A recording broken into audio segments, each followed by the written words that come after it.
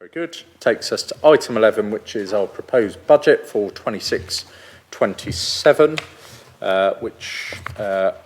well, just before we get into that, I should say when the agenda was published, it mentioned item 12, 13 and 14. So item 12 is going directly to full council next week rather than via cabinet, and item 13 and 14 we dealt with by portfolio holders accordingly. So it's just the budget we're focusing on this evening, which I am proposing and Councillor Leppard is seconding.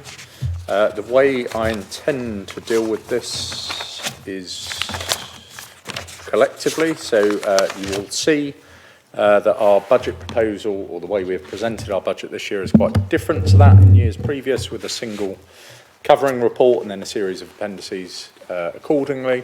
We have gone to great efforts to make it clearer, easier to read, easier to understand, lots of graphs and tables and various other things. So I hope that is noted. So by way of introduction, there is lots. If you have any interest in local government across the country, you will see lots in the news at the moment about councils setting their budgets. You will see nearly every single one of them putting up their council tax bill across our lead. But the large majority have, in fact, there's lots of people I think said they would freeze or cut council tax and are instead putting it up across the country. But anyway, not dwelling on that. You will also have seen published yesterday was over 30 councils for the first time receiving exceptional financial support. And that is a significant challenge. If you look across the last 5 years, the number of councils receiving exceptional financial support from the government is growing exponentially. And what does that tell us? It probably tells us two things. One, that the financing of local government is completely broken. And two, that councils across the country are finding it harder and harder and harder to balance their books and deliver services. And you will have seen likely lots about decisions councils are taking about cutting services accordingly. And therefore, it's in that context, against a challenging economic, for all sorts of reasons, a challenging macroeconomic climate, that we are setting our budget this year. But just to cover some of the things by way of introduction, firstly, I want to thank everyone that has been involved in this over many months, and the 2 AM club that we developed, but to everyone that has been involved in this over many months at all levels of the organisation, who has contributed to what is Harlow's biggest ever budget. And it's a budget that in total stands at £350 million, which is double what it was just 2 years ago. And don't let that be lost on anyone.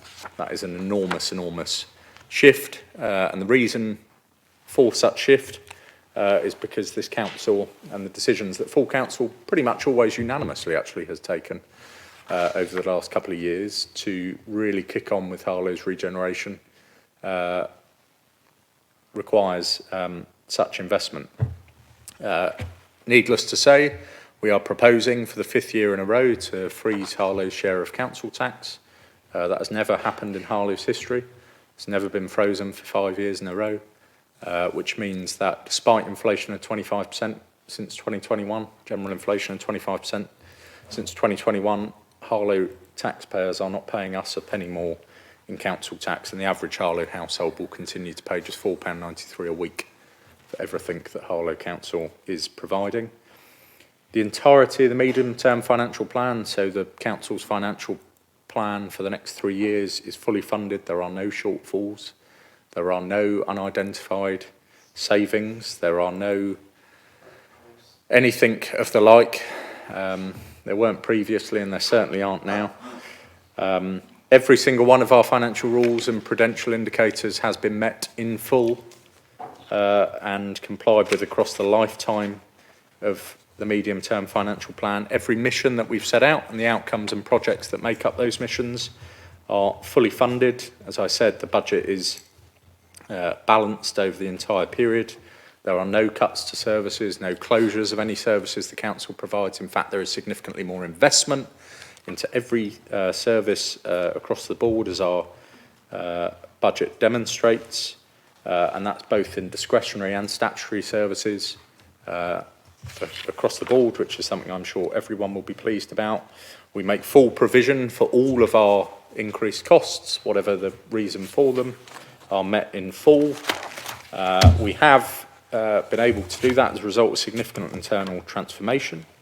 There are some other key elements in our general fund budget, not least, and this is a topic I know that Councillor Edwards has championed over the last year or so, about the future of discretionary services in the town.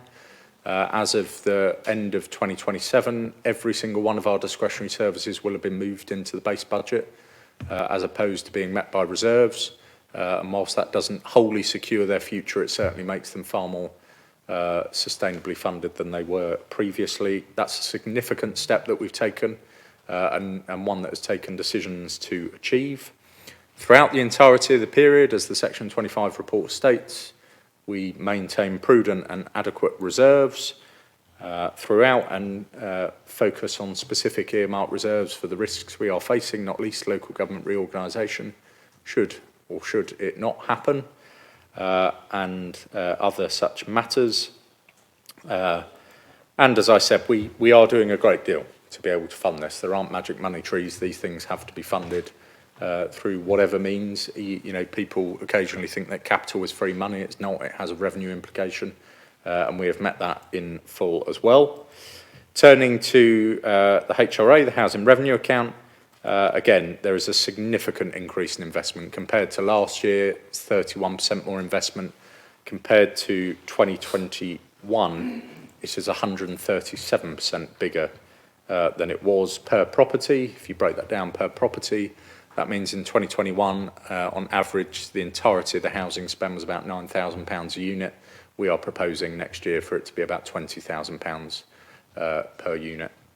So against 137% increase in investment in 5 years, the rent increase has been 25% in line with the government's rent standard, and that shows a dramatic difference in the investment compared to the rental levels. Again, for the second year running, every request that was made by the Housing Service has been met in full. Everything that they have desired in order to be able to meet our mission is fully funded. The business plan, as required by law, is entirely sustainable for the next 30 years. And again, there are no unidentified savings or anything of the like. Again, all of our financial rules and prudential indicators have been met in full. And again, there are no cuts or closures or anything of the like to housing services. In fact, we are introducing new ones and investing more in them. Third main component of the budget being the capital programme, and this is where we see the most significant growth. So the non-housing capital programme investment in major capital investment that is not into our housing stock in 2021 was 7.6 million. This year, we are proposing to spend £92.7 million in capital investment. And that's largely been driven through the decisions that we've taken over the last year or so, particularly when it comes to regeneration. But nevertheless, that is a significant programme of capital investment. Likewise, on the housing side, in 2021, there was 18.5 million of capital investment. This year, we are proposing for it to be £111 million of capital investment. Again, the entirety, back to my comment about capital not being free, the entirety of the capital programme is fully funded sustainably in the revenue sense through both the General Fund and the HRA.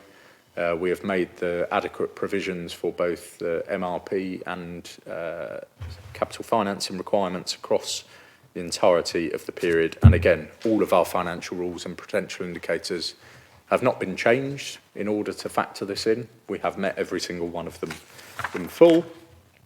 Turning to fees and charges, nearly every single one of our fees and charges that we have any discretion over has remained frozen.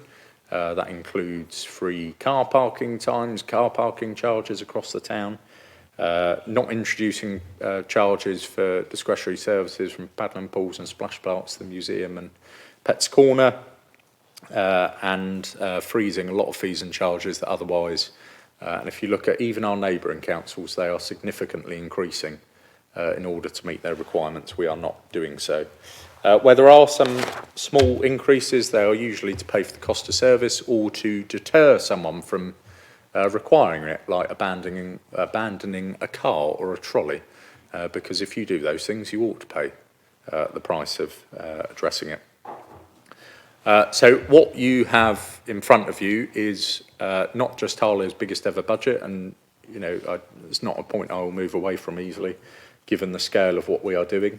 But more importantly, the thing we are all here for is because we care deeply about Harlow and its future, and this budget fully funds that future, fully funds the promises we've made to people.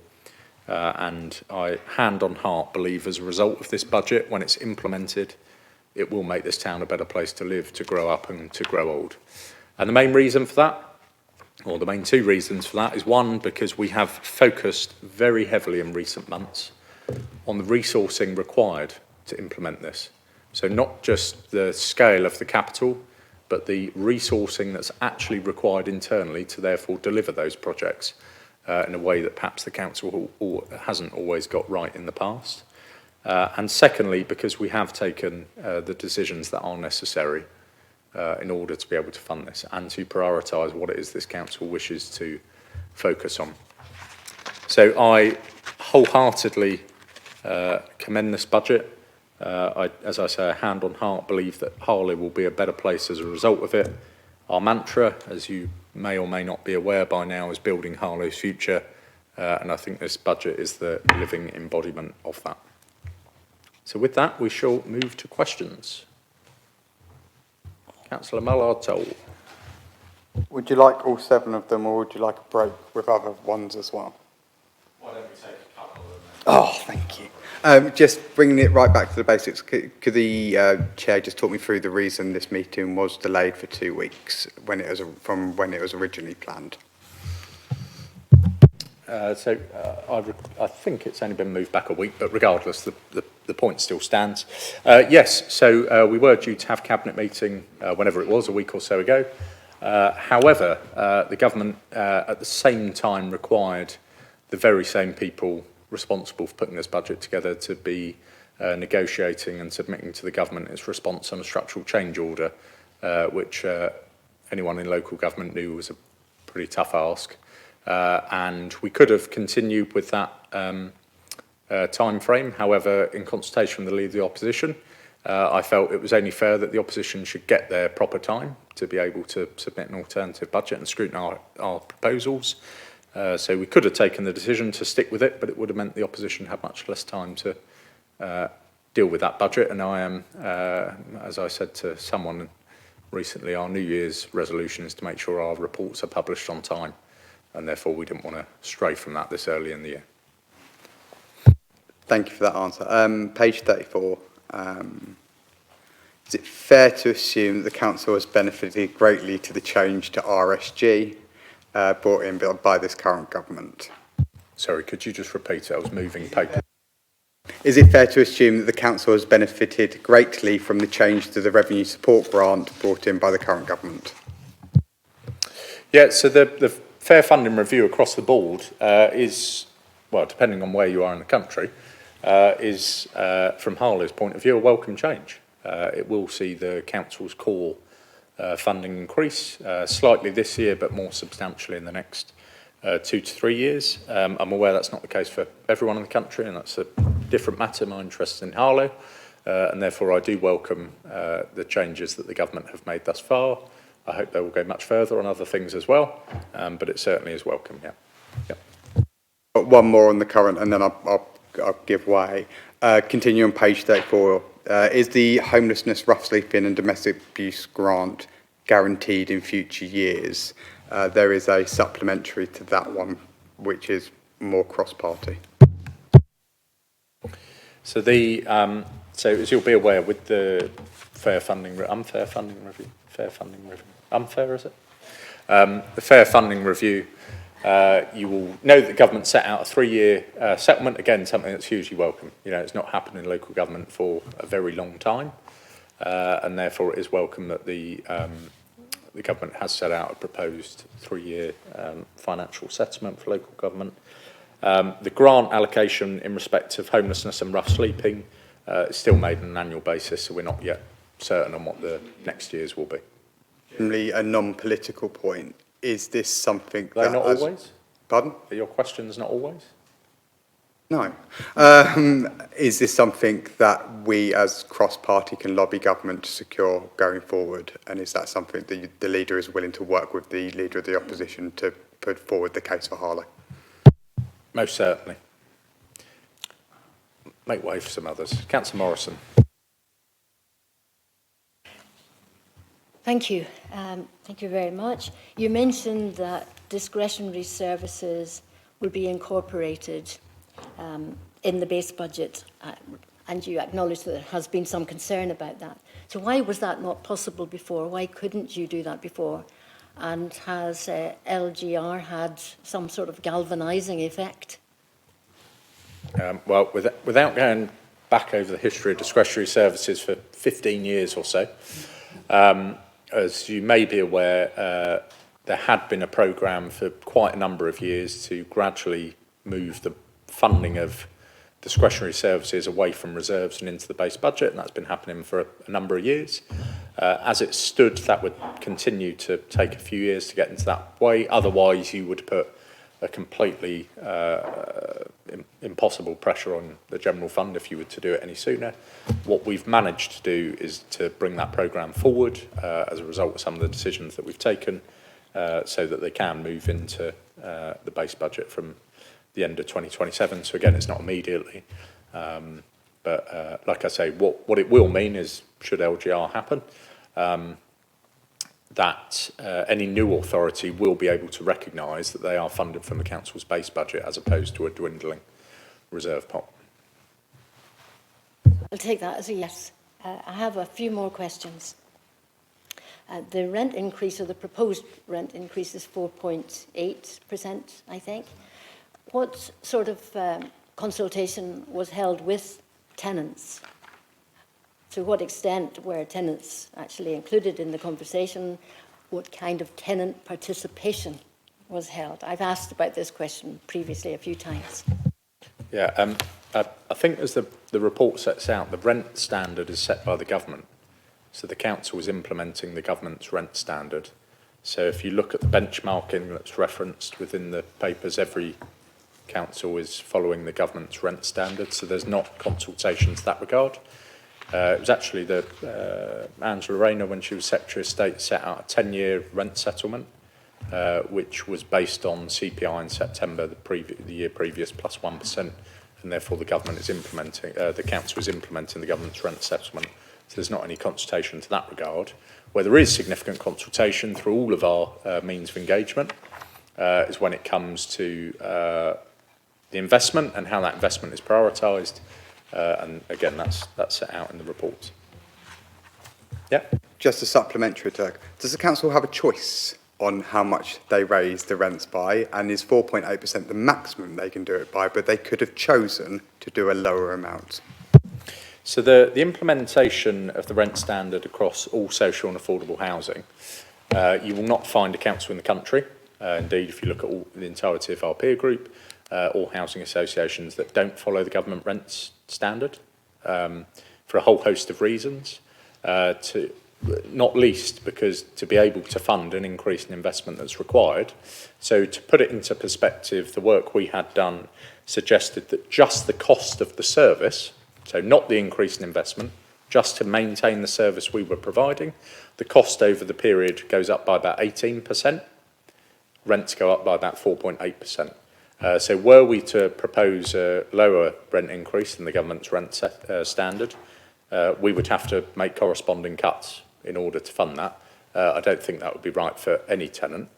However, if there is any concern about the rent standard, if you look at our peer group, we've got the second lowest rent level of all of them. And again, if you look at our peer group, the comparable or the increase in investment is simply not comparable.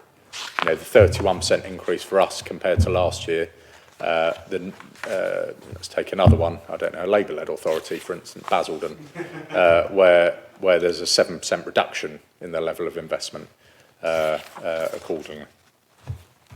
Councillor Morrison. We're operating as a team here, as you will have noticed. My question was really a slightly broader one concerning tenant participation. I'm sure that you must recognise the importance of having that conversation with tenants. At least I hope you do. Anyway, to move on to something else, I think it's page 24, there's a list of, well, there are bullet points indicating why it is that the increase in spending is made possible. But it's also possible that some of it is as a result of not spending on certain things. Given the council's declared commitment to green spaces, the environment, and encouraging people to be outdoors, we would expect at least an ambition to improve those assets. So how much do we spend on allotments? How much do we spend? Quite a lot of them. And I noticed also on page 27, the wording is, Harlow has one of the lowest populations, maybe a percentage of the population, I don't know, accessing green spaces. So there's obviously some work to do there. So are you ambitious about improving the allotments, spending some money there? Have you visited any of them recently? Sorry, where are you referring to? You said page 27 of the pack. Where money maybe could be spent. No, sorry, you referenced page 27. 24 and then 27. Of the pack or of the MTFP, or because there's different of the pack?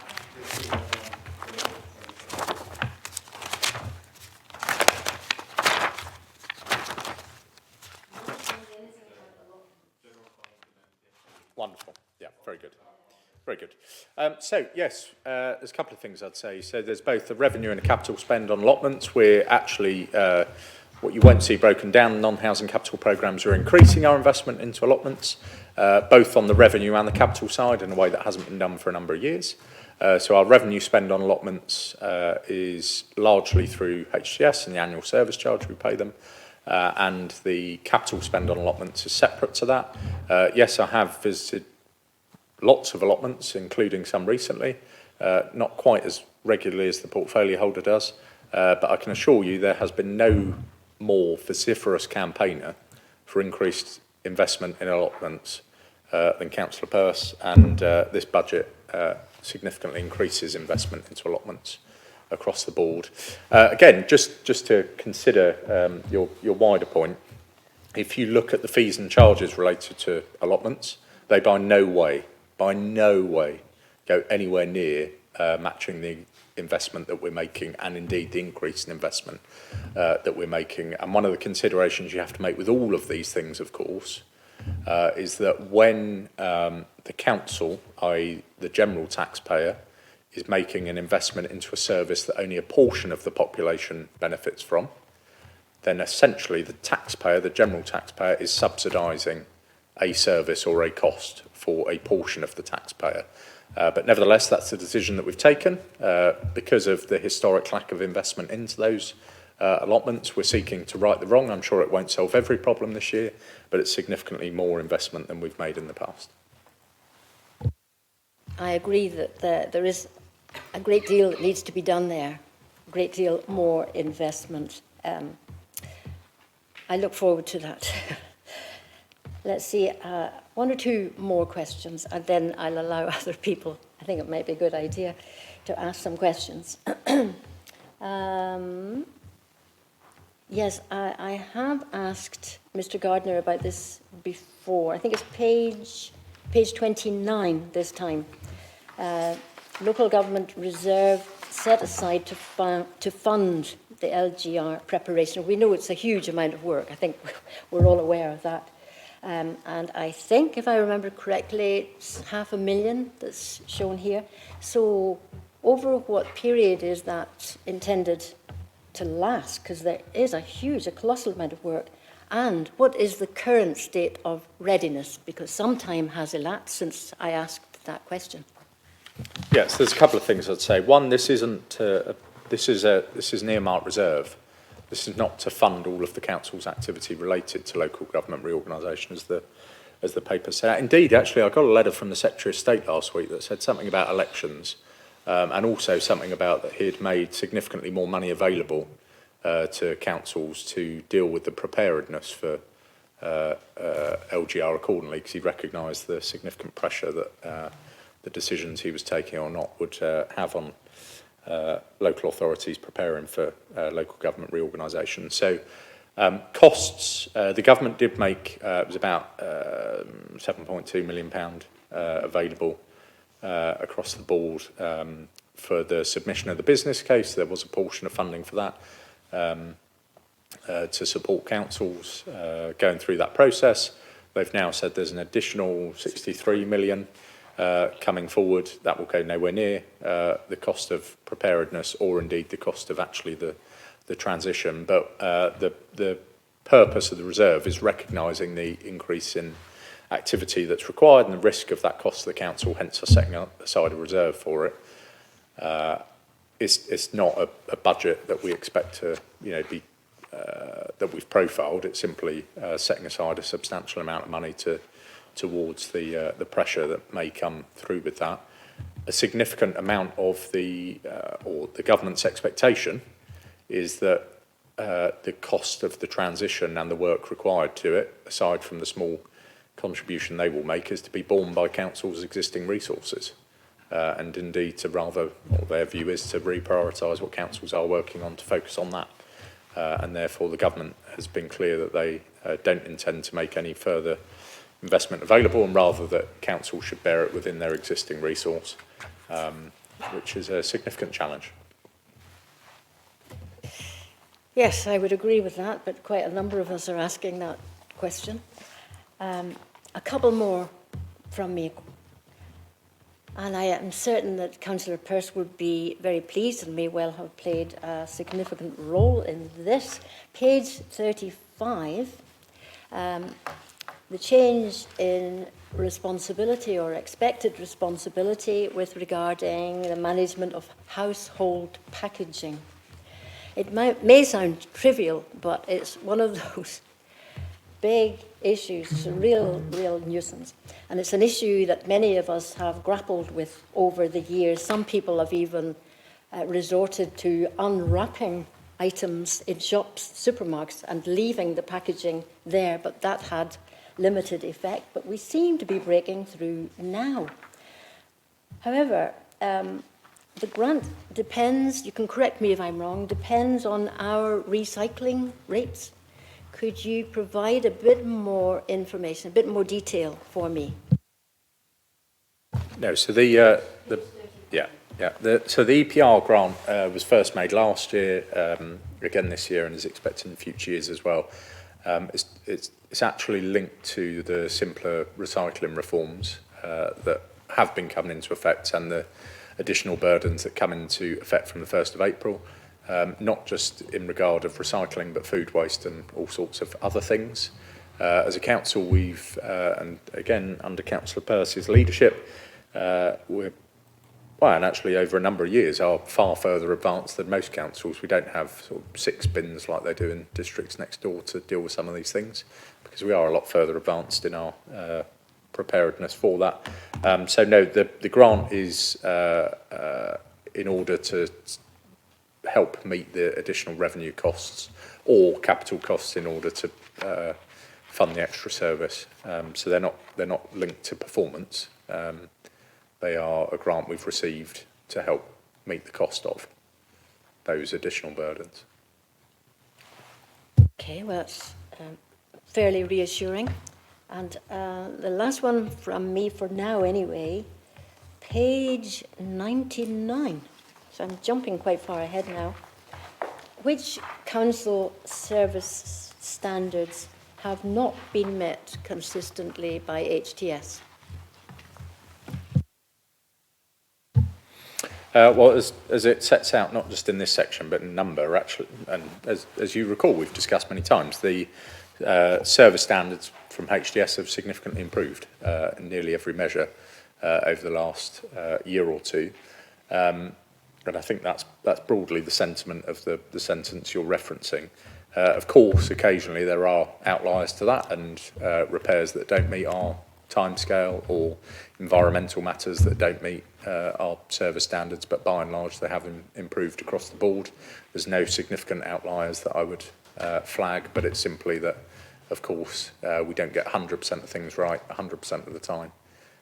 So I think it's more phraseology as opposed to anything more sinister. And you would obviously tell me if there were significant outliers. Kay, you'd be the first person I'd tell. Any further questions? Any further questions on our budget? Councillor Shepherd?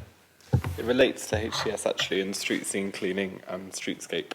This may be the biggest budget for Harlow, but it seems that HTS is losing ground within the town centre. I was walking down Broadwalk this week, in fact, and it seems that a band of private contractors, or certainly not HTS, are cleaning or managing Broadwalk and the surrounding environs.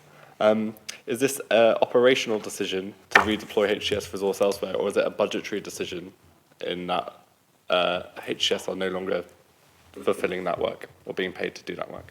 I admire the spirit of your question, but I think it's wrong on nearly every count. So as you all know, we've invested significantly into Broadwalk, and we're going through a period of snagging and all sorts of things. And one of the greatest challenges that not just councils but developers and everyone has when they carry out such investments is the lack of maintenance thereafter. And when you are laying very expensive materials and the like, it requires a significant level of maintenance. And as that's the first area that's gone through that process, we wanted to ensure that that standard maintenance was there, the daily cleaning, 24/7 security, litter picking, all of the maintenance that's required. And therefore, the management arrangements we use in the Harvey Centre have been extended accordingly. It's nothing to do with budget. If you look at the budget papers, we're investing significantly more. In fact, the entirety of the cost about an extra £340,000 a year more for the increased management in the town centre. So it's not just related to the management of the green space or the daily cleaning. It's also security and a number of other things, because our intention is to get to a single standard of maintenance across the entirety of the town centre. And therefore, that's the direction of travel, and it's simply an extension of, or it's additional demise services to the Harvey Centre arrangements, which are exceptionally good, as opposed to any decision for any other reason. And there's no reason why, when contracts come up in the future, HTS don't provide security or plenty of other things that the Savills contract does, and that was the rationale for the decision. Councillor Edwards? Yeah. Page 40, when we're talking about levels of government funding, you make a point of saying 25, 26 or a 25% decrease in government funding.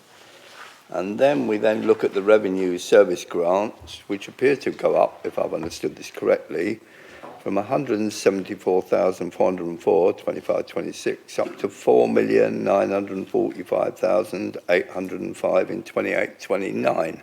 So could you tell me what the percentage increase is in government funding, the anticipated percentage increases in government funding?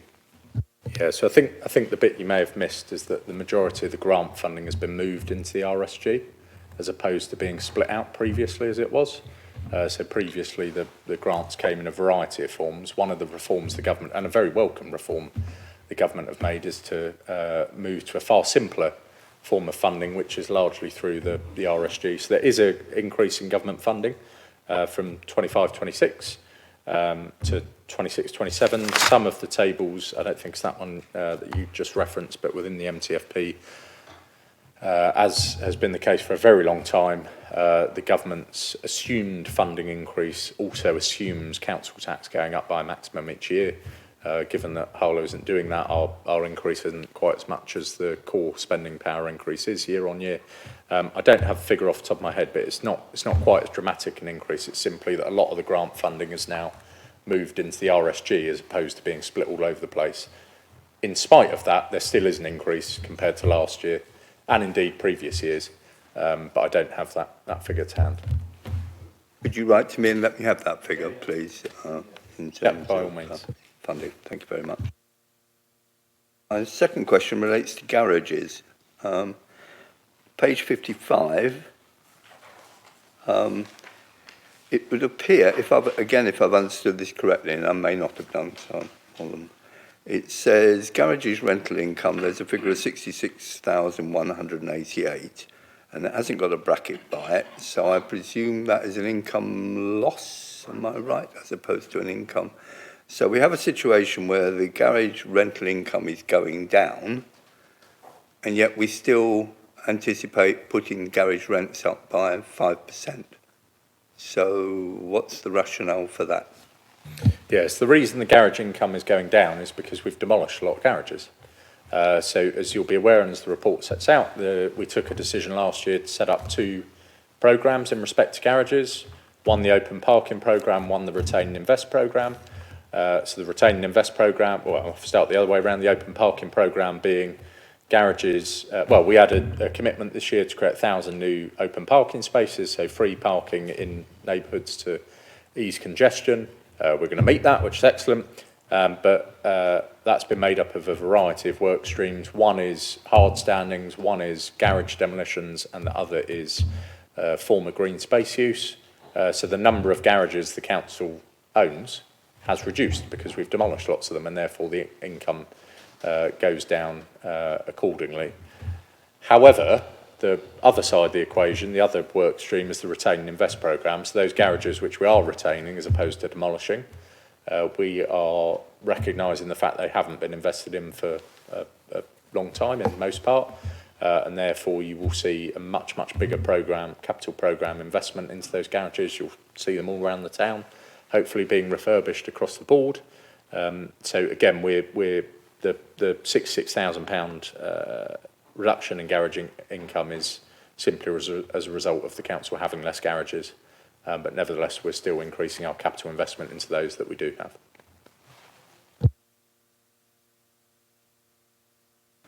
One further question, if I may. I couldn't find anything in the housing report, and again, I might have missed it, but I couldn't find anything with regards to arrears and where things stand as far as arrears. My reason for asking that is I found out today that there are currently 4,046 people with arrears in Harlow, tenancies in arrears in Harlow, 290 have arrears of over 1,000, and that adds up. Where currently our arrears in housing stands at about 1.8 million. Well, given that those substantial funds, I was surprised to see that that doesn't appear to be within there. Please correct me if I'm wrong, and could you also say what is being done to address the issues around rental arrears? Thank you. Yeah, no, it's a very good question. So the reason it doesn't feature in the HRA report is because this sets out the differences in spending in the base budget from the year previously. So if you look at the HRA business plan, I can't off the top of my head, I think it references or it sets out a series of assumptions. If it's not listed in there, our assumption when it comes to rents is somewhere in the order of about 98% rent collection, if not slightly higher. We do meet that, but we have consistently met that there or thereabouts year on year, and those assumptions haven't changed. What is often the case with rent arrears in council housing is they are in arrears but are being paid, if that makes sense. So the income does come in, but it may be a few months behind that which we seek it to be. For that very reason, we employ, in fact, we've bolstered over the last year our tenancy support team to be able to support tenants to meet their rent commitments accordingly.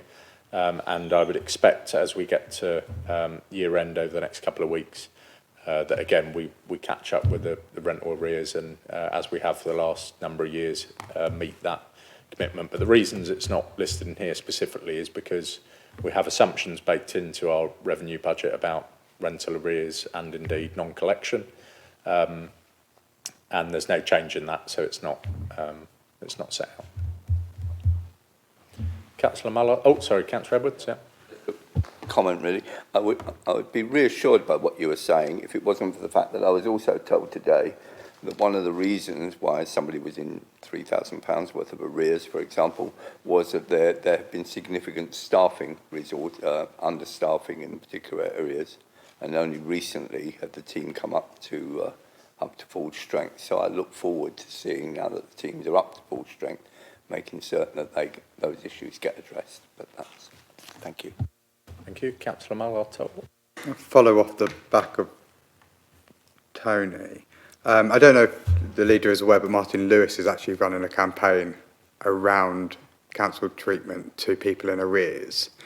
Is this one of the councils that offers that issues a 12-month summons if a tenant falls 1 month behind in arrears? Martin Lewis may burst through the door shortly and pick up a debate with a Conservative leader. No, so there's a number of things we do. In direct answer to your question, no, we don't. As I said, one of the things that we do quite significantly different to a number of councils is our level of investment in tenancy support, and our approach is to support people. And actually, you know, we have a very well-functioning welfare panel which deals with cases where that isn't always the case. And in my experience of that, the council only takes significant action where there is continued, you know, lack of engagement, and it's quite evident that the issue isn't going to be addressed. Our approach is far more one of supporting tenants in order to be able to meet their commitments. It's very good to hear, and something I'm sure this side is fully supportive of as well. 3 questions and then I'm done, I promise. Can the leader talk me through the target staff redundancy rate increase from 2% to 4%? Is that because it is a fairer reflection of where the staff redundancy rate has been in previous years? So just to clarify, it's not redundancies, vacancy rate. Sorry, vacancy, I just read it wrong. Yeah, no, it's fine. No. Sorry, yes, thank you. Yeah, no, definitely not. Harlow Council does not have a redundancy rate, I can assure you. So purely a vacancy rate. Yeah, so the change is simply one that does 2 things: recognise actual as opposed to previous assumptions, and 2, recognise, you know, to Councillor Morrison's point earlier on, recognises the change in landscape. So local government across the board is seeing, as we look towards LGR, a significant challenge in respect to recruitment, because there's not that many people who are committed to moving into full-time employment in organisations that may not exist in the near future, and that's presenting challenges across local government. But indeed, the market, you know, if you look at the macroeconomic situation, the challenge of the employment market across the board, I mean, to Councillor Edwards' point about challenges we've had in recruitment, you know, follows exactly the trend of the economy.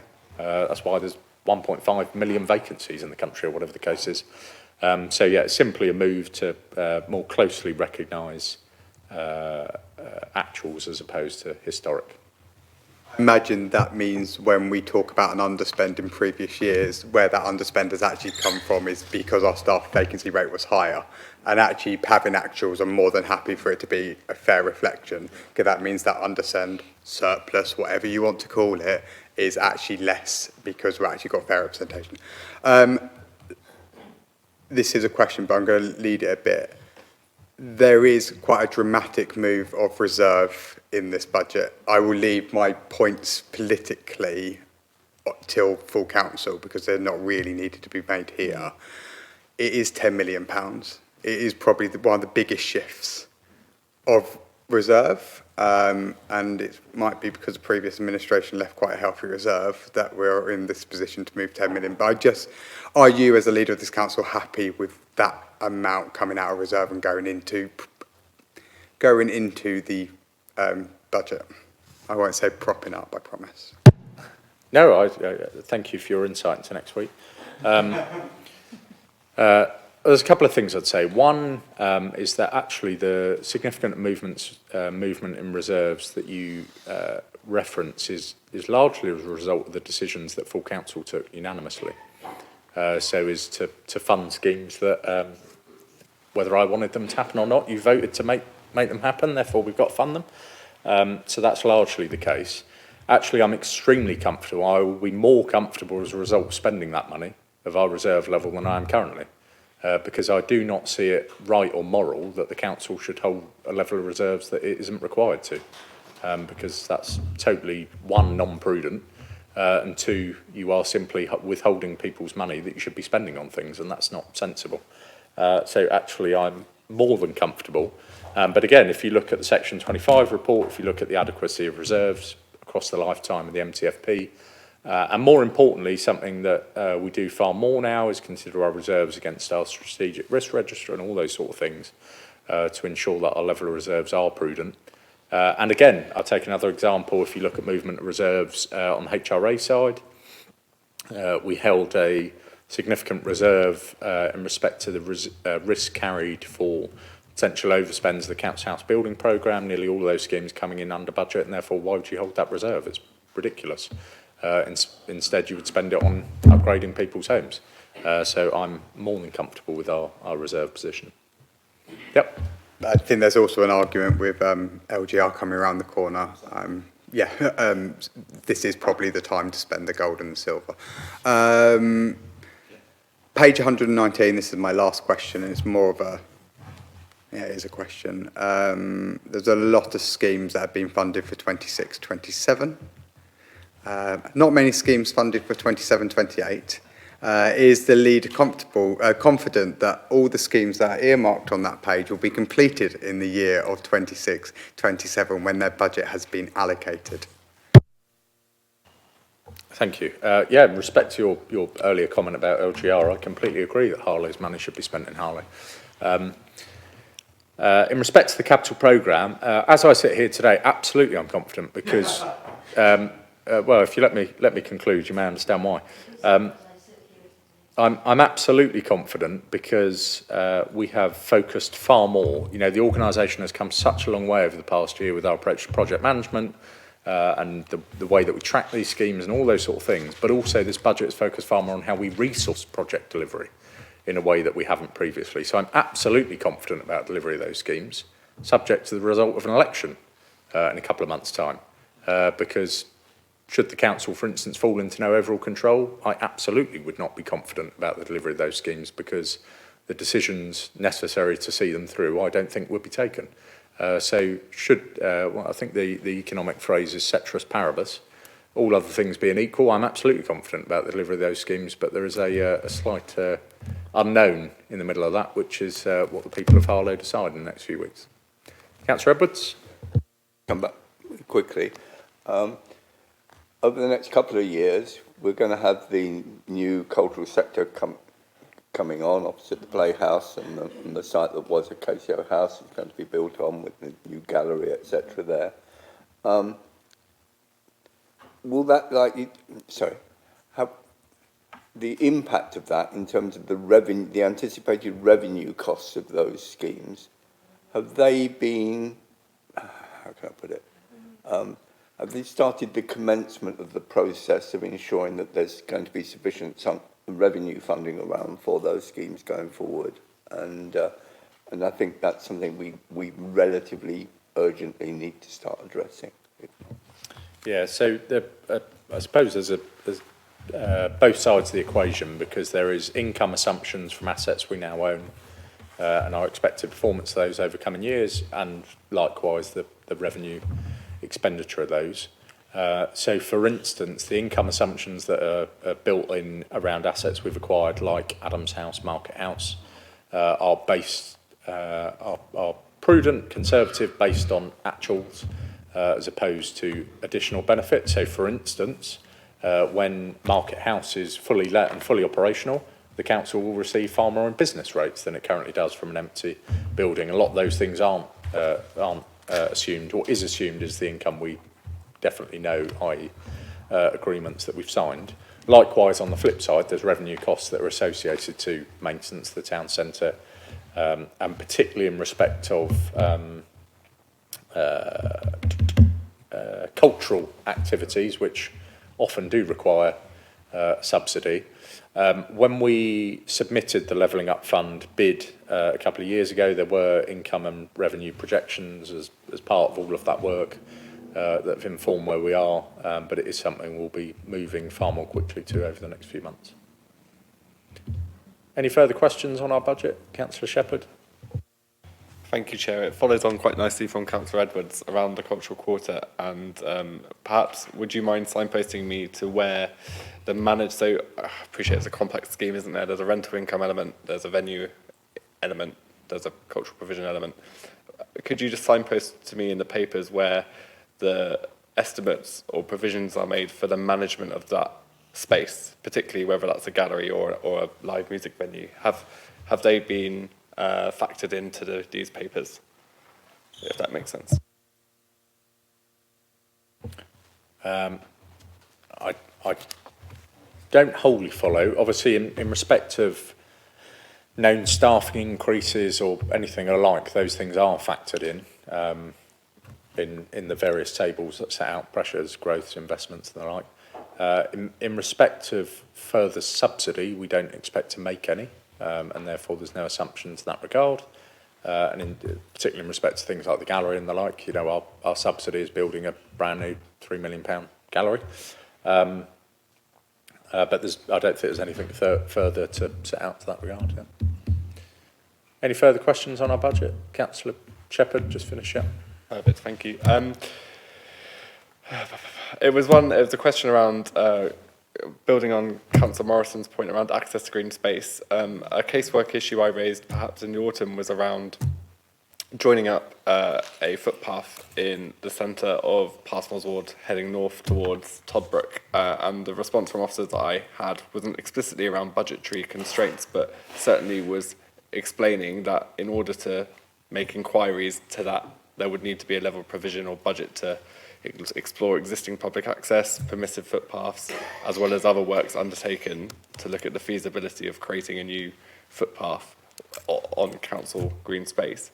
Would you work with me to apportion a small budget to fund exploratory work to explore a green corridor network to promote walking and access to green spaces in Harlow?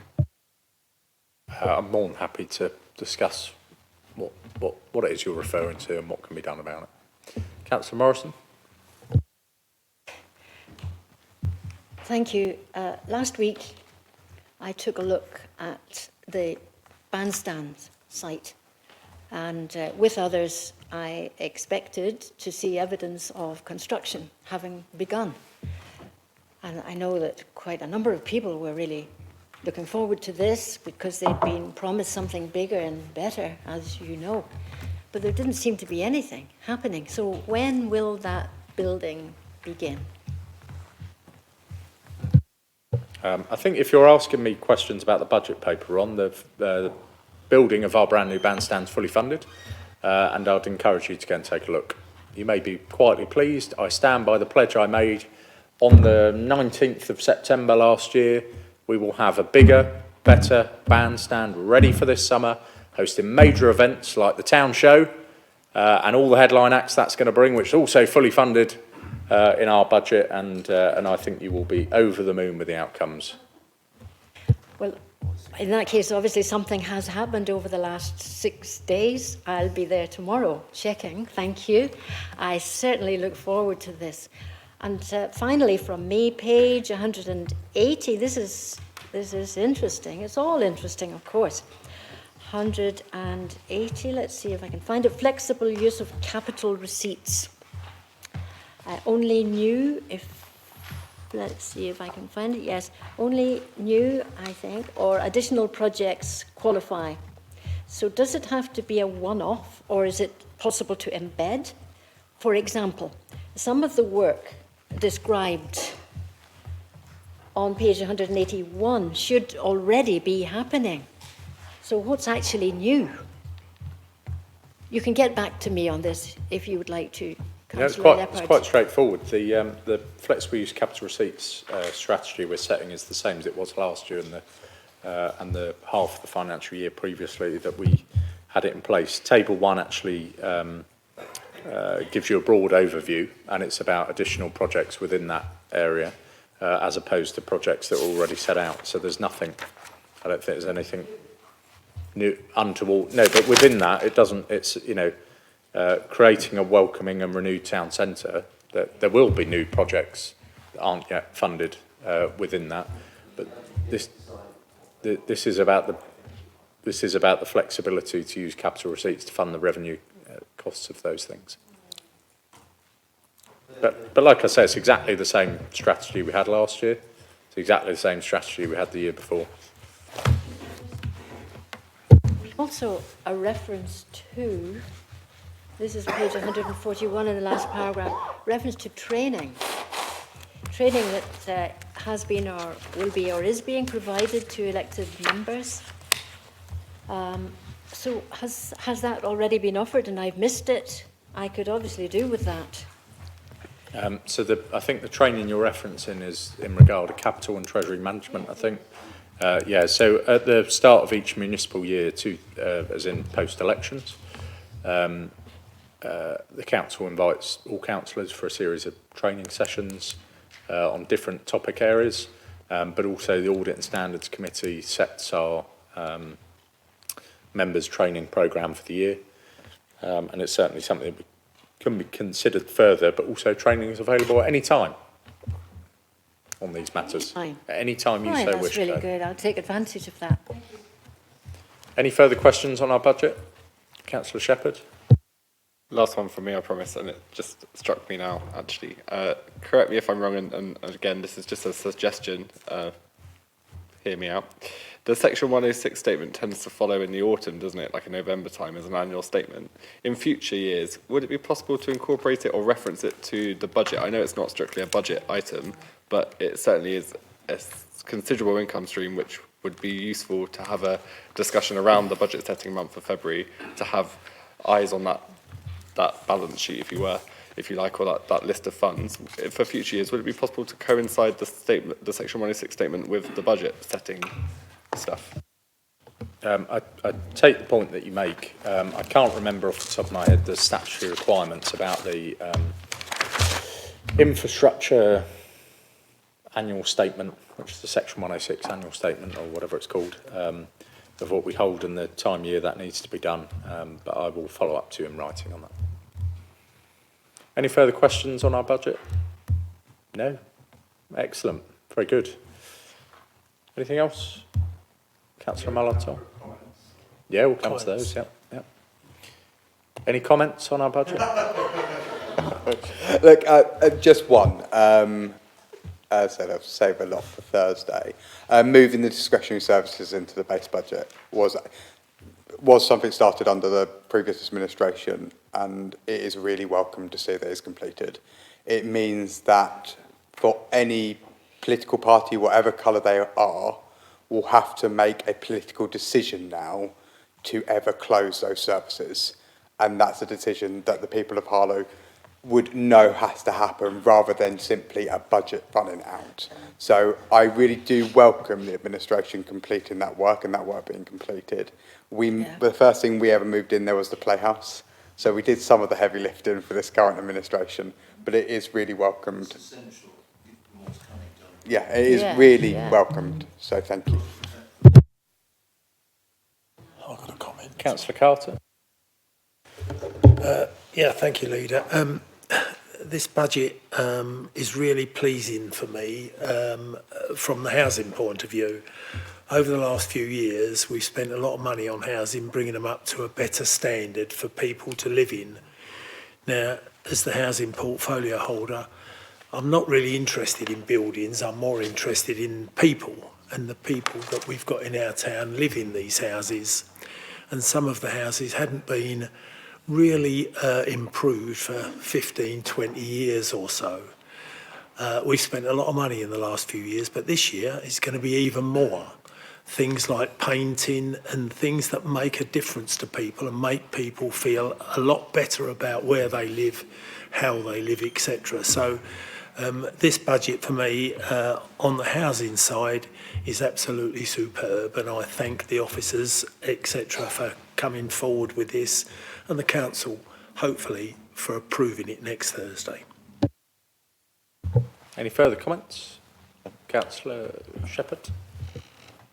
My colleague referenced Martin Lewis earlier. I just wanted to highlight that Acorn have also been running a long-standing campaign called Stop the Knock, and it's pleasing to hear your earlier remarks during questioning that the council has very much moved to a model of supporting tenants rather than penalising them. And my last comment in that respect would just be to say that with the rent increases, which you've justified and set out, that ethos is very much welcome, and I just wanted to plug the Stop the Knock campaign. Any further comments before we go back to Councillor Leopard? No comments on a £350 million budget, double what it was 2 years ago, and freezing council tax for the 5th year in a row? No, excellent. Councillor Leopard. Yeah, thank you, Chair. I think it's important to stress this is probably the last budget for this authority, and we've tried to make this as comprehensive and transparent as possible, with full explanations. But I think it's important to inform everybody, particularly the opposition here, that every cabinet member participated in the confection of this budget through their respective areas. It's not been top down. It's been worked on quite a lot by everybody. So that instills a certain amount of understanding and commitment to it. And I think many of the questions you might have, if you have the time to go through this, you'll probably find the answers. That's my aspiration anyway. Thank you.